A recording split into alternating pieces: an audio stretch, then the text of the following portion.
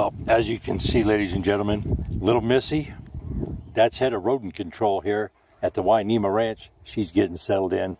She's kind of looking at what's going on. Got a little squash going on here. Spaghetti squash. I like spaghetti squash, folks. Check out the fence. Reclaimed AT&T telephone telegraph rails. And, of course, the insulators, ladies and gentlemen. Got to have those insulators. Hey, going to show you real quick here as we get into our radio broadcast today, my radio segment on AM News, American Matters Media AM News. Let me remind you, you can look at some of the herbs and stuff we have going on up here in my front yard here.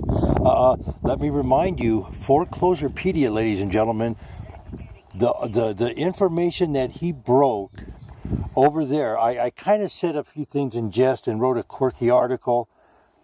It's not so far-fetched when you put it in perspective with what's going on Foreclosurepedia with the NAMFS members and shadow companies.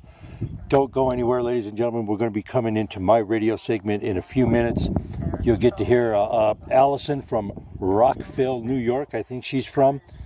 She's kind of a character. You're going to enjoy her. And don't forget, ladies and gentlemen, foreclosurepedia.org for up to the minute property preservation industry news especially about fraud. He will get you. Boy's got information. I joke about it a lot, but fraud in the industry is not cool.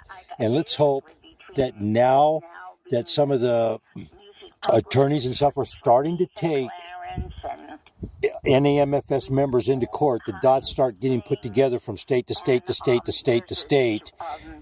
Call your attorney generals. Call your state attorney generals, ladies and gentlemen.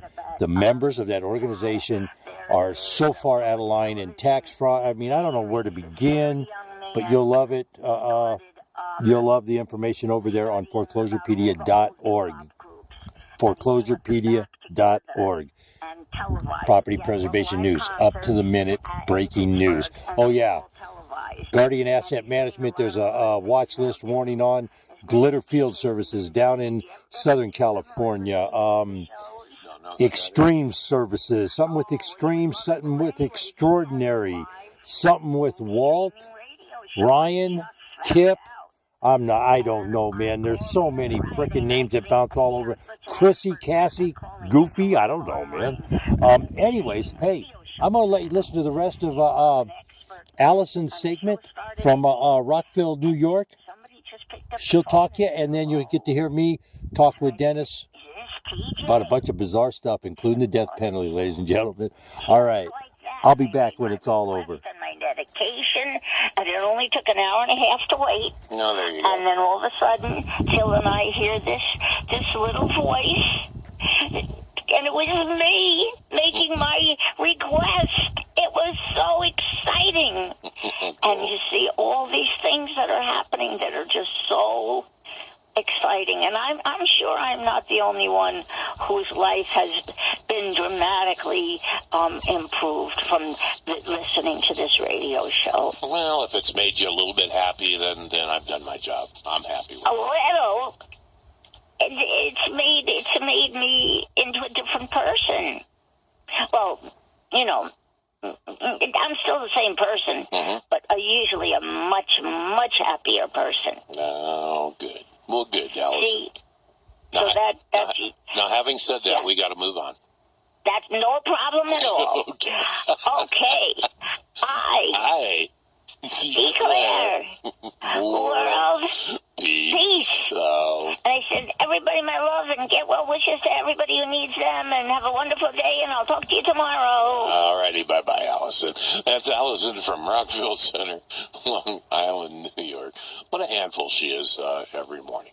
Let's go from Rockville Center to the land that time forgot. This segment of AM News is brought to you by Monsanto, where you can experience better living through chemistry. It's the land that time forgot, where pavement ends and dirt begins. the home of the longest continuous burning tire fire with the great sunsets and the great sunrises because of the vapors that are escaping from the landfill and the chemicals from the tire fire. We're talking about the crossroads of Lyon County, Silver Springs, Nevada on line 3. It's Aaron. Hey, Aaron, what's up? Morning. We had some gorgeous sunrise up here this morning. A little bit of rain yesterday. What'd you say it was? 4/100ths of an inch or something? Officially measured at the airport, 4/100ths of an inch. Yes. Well, all it did was stop the dust for a minute. That was it. But it was moisture nonetheless, and very welcome. Talking about the death penalty this morning, I hear, there's something to be said about hanging in the town square. I'm sorry, but I have never grasped, and people who know me, they're probably going to be surprised at what I'm about to say. But I've never understood the concept of executing. And let's be real, you're executing, you're killing something humanely when that individual, and I'm going to use one of the most heinous incidents that has ever happened in my lifetime. They're being kept alive at the taxpayers' expenses right now, and they deserve no mercy whatsoever. Did anybody in the Manson massacres show mercy to their victims? Did anybody who goes out and chops a kid's head off and does weird, sicko stuff, they don't show these people mercy? Why do we have to kill them humanely? I get that. I don't think anyone is saying that. But, Aaron, I'm gonna flip a page on you here. Look at the Justice Project that's been in existence for about 10 years now. They've gone and they've pulled over 40 people now that were scheduled to die. Some of them had execution dates and had stays, and it turns out that they weren't guilty. When they got in and they found out there was misconduct, that the DNA evidence showed that they were innocent. I mean, one guy spent 26 years in prison, had 3 different execution dates, was actually in the chamber one time when a stay came across, and it turns out he didn't do it. He was innocent. In fact, he was innocent. I mean, that's I don't know. With today's technology, you hit on something right there that is the flip side of this death penalty thing. And with today's technology, there is absolutely no excuse, none whatsoever. And I'm sorry, any district attorney that wants to be steadfast and say, oh, no, we did everything right, when there is an inkling of doubt that somebody is guilty or not guilty, if there is an inkling of doubt on that guilty conviction, we have the technology to go back and rectify a wrong, and we shouldn't be spending hundreds of millions of dollars to deal with that aspect. We're supposed to be a fair society. We're supposed to have justice, and you know what? That needs to be done, and these people shouldn't have to be motioning and doing all this stuff. If there's an inkling of doubt, deal with it, and let the chips fall where they may. It's just that simple, and I agree there. There are people in jail right now that don't belong there. They didn't commit a crime. We all know what happens with eyewitnesses and stuff like that. But, is there problems with our judicial system? Yes, there is. It's run by human beings. Human beings make mistakes. It's that simple. But when you turn it around, it's probably one of the fairest judicial systems on the planet. It's not, Hammurabi's Law or anything like that, but it is pretty fair. The mistakes get made, though. It's just that simple.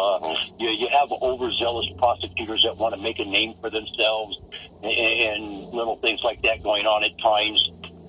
But it's run by human beings. Human beings make mistakes at times. It's just that simple. There's no way around that, Well, I think in Texas, I forget what state it was, but there was 26. They did 26 studies of the convicts that were sentenced to death, and out of the 26, I think one was found that it turned out that he didn't do it, but it was too late. He was already dead. I mean, he had already been executed. Yeah. It turned out to be someone else in prison that did that, and you go, well, okay, 1 in 26, that's not a big deal, but that's somewhere around 3%. And how many people do you have on death rows? Now, I'm not soft on crime, but it costs us a fortune to sentence these people to death and to build death chambers. I mean, look, we're spending $1 million to build a room with a gurney and a viewing area just so we can do it, and we don't have drugs to do it. Sentence them to all to life without possibility of parole. And then if there is technology that comes along, at least you can make a wrong a right. Once they're dead. And yeah, I think that's something that really, when you talk about being fair, if we're going to hold our head up and say, hey, look, we have the best judicial system on the planet, well, then by golly, you know what, let's make it the best and go rectify a wrong. If there's an inkling of doubt, we shouldn't have to have organizations fighting tooth and nail.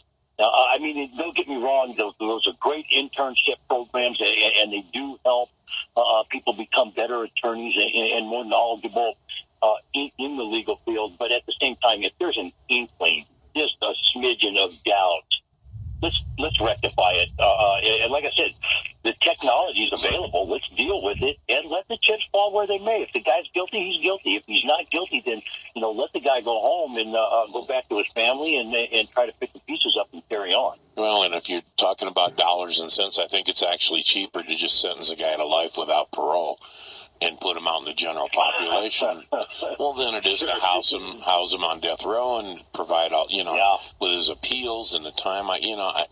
It costs millions of dollars. Yeah, because when someone's on death row, every time there's movement, there's not armed, but there is personnel around him that has to, escort and stuff like that. So it is a lot more costly to keep somebody on death row than it is in the general population. Yeah, and with the appeals, and it takes time and it takes effort, and you got cases that drag on for 10, 15 years, and you won't have that. You won't have a deputy district attorney having to sit on a case and be updated all the time because it'll be done.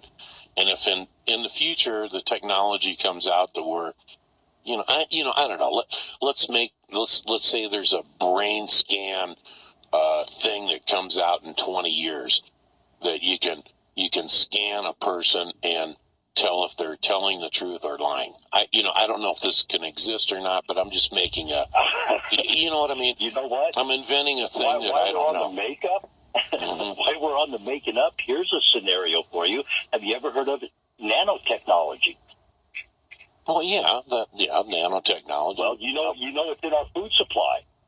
Okay, so what? One of the fears is that technology is so small. For people that do not know what nano is measured in billions, and it is like 10 to the negative 9th power. So you can imagine how many zeros are there. But the concern is, again, our wonderful FDA has allowed this stuff in the food system it's unchecked. It has so nobody knows health hazards. I actually have a request for an interview in with Hillary Sutcliffe at a place called Matters, and they're a research think tank facility. And she has, I've seen some of her comments in public forums, very, very sharp gal. And I just want to know about this technology. Is it bad? Is it good? We don't really know either answer there because there's been no studies, no tests, no nothing. It's just been allowed in the food system. And, oh, by the way, some of the people that have the patents, Dow Chemical, DuPont, of course, the chemical companies. Oh, sure. But the concern is because this technology is so small, can they put a chip in the food and track the results of the food in a living, walking experiment? Nobody knows because that technology is that small. Well, I think they're using that in the medical field right now to attack certain cells for cancer. So, I guess there's a plus and there is a minus. But if anyone's wondering about nanotechnology and nanobots and stuff like that, what was the movie The Day the Earth Stood Still with Joaquin Phoenix or whatever his name is? You know what? Yeah. That was and they've done science fiction stuff about this where they stick somebody in a little rocket ship and inject him into somebody's body so they can go, but the reality is the technology is there. It's been around since the 50s. It hasn't gotten really big in the food supply until the last 10 years, like your GMO products have. And, oh, by the way, nanotechnology does enhance some of the genetically engineered crops in the, biotechnology field there, in the agriculture field. Again, there's no knowledge, there's no studies or anything. So this is probably going to be one of the next big moves in the food industry overall. How come we're not studying this? How come the FDA is allowing this in the food supply unchecked? So somebody's studying it because someone is studying it, because I know medically they're talking about nanotechnology to fight cancer. So I mean, this isn't something that's hitting me cold. I have read or heard about this, and maybe it is a thing of the future. I don't know. Maybe you get down small enough. The technology. I mean, in that, like in the use that you're saying in the medical industry to improve the people's health and lives, I don't think anybody would have a problem with that. It's when you start getting into the food and you're putting it in people, and it's just I'm not seeing a lot of big negative fear-mongering type stuff coming out. What I am seeing is people saying, we really don't know that much about it. It sounds really good. Let's start studying this. Let's start taking a look at this and see what it is. Are there health hazards? Are there going to be, adverse effects if somebody is orally ingesting these products? So we don't know right now. So, all right. Well, Aaron, something to look at. We're at the top of the hour. Some contact information, please. 775-230-9915. Tune into Foreclosurepedia, NAMFS pulling out a Monsanto playbook, misdirection on their tax records. There's an issue with a guy receiving a $10,000 raise for the last 5 years as a nonprofit executive director, www.Alliday LLC on the World Wide Web, folks. It'll be a great day. Let's have a good time. Let's all be safe out there. All righty, that's Aaron out in Silver Springs, Nevada. Alliday LLC, nanotechnology, maybe the way of the future, and I can see where that could be used fighting individual cancer cells instead of bombarding someone with radiation or bombarding them with even a cyber knife, a laser type thing to cut out a part or a piece from the body. Maybe this nanotechnology could go in and attack the cancer cells and kill them, and only kill the cancer cells. So I can see where that would be a good thing. And about the death penalty thing, I don't know. I'm really torn on that issue. But this is AM News. I'm Dennis, your host. Second hour's gone, but stay tuned because I'll be right back. Hey, ladies and gentlemen, there you go from America Matters Media. That was Alliday LLC. Me, your host de jour, I guess you could call me.